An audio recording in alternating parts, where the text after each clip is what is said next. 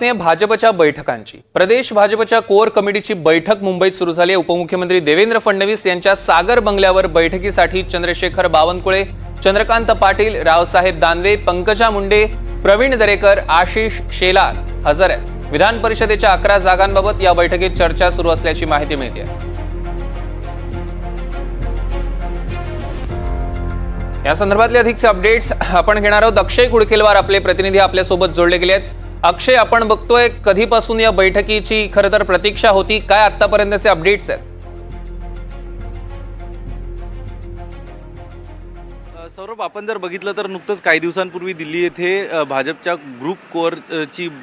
Core कमिटीच्या ग्रुपची बैठक झाली होती। केंद्रीय नेतृत्वाने काही आदेश दिले होते आणि या अनुषंगाने आता आज मुंबईमध्ये भाजपाच्या कोर कमिटीची बैठक पार पडली। या बैठकीमध्ये विधान परिषद निवडणूक यासोबतच आगामी विधानसभा निवडणूक, राज्यातील मराठा आणि ओबीसी आरक्षणाचे जे प्रश्न आहे या संदर्भात आणि लोकसभा निवडणुकीचा निकाल याची जुजबी चर्चा पार पडलेली आहे। ही बैठक आज उपमुख्यमंत्री देवेंद्र फडणवीस यांच्या शासकीय बंगल्यावरती आयोजित करण्यात आली होती आणि नेमकं आता या सगळ्या बैठकीचा जो अहवाल आहे हा अहवाल देखील केंद्राकडे भाजपाच्या कोर कमिटीकडनं पाठवला जाईल आणि विधान परिषदेच्या जागा असतील त्यासोबतच विधानसभा निवडणुकीसंदर्भातली रणनीती असेल याला हिरवा कंदील हा भाजपाच्या वरिष्ठांकडनं, केंद्रीय नेतृत्वांकडनं मिळेल आणि त्यानंतर विधान परिषदेच्या जागा जाहीर होतील आणि ज्या भूमिका आणि जी काही रणनीती आता विधानसभेसाठी तयार केली जाईल त्याला देखील मंजुरी ही भाजपाच्या वरिष्ठांकडनं केंद्रातच मिळणार आहे। सौरभ, निश्चितच अक्षय, या संदर्भातले अधिकचे अपडेट्स आपण घेणार आहोत। तुर्तास धन्यवाद।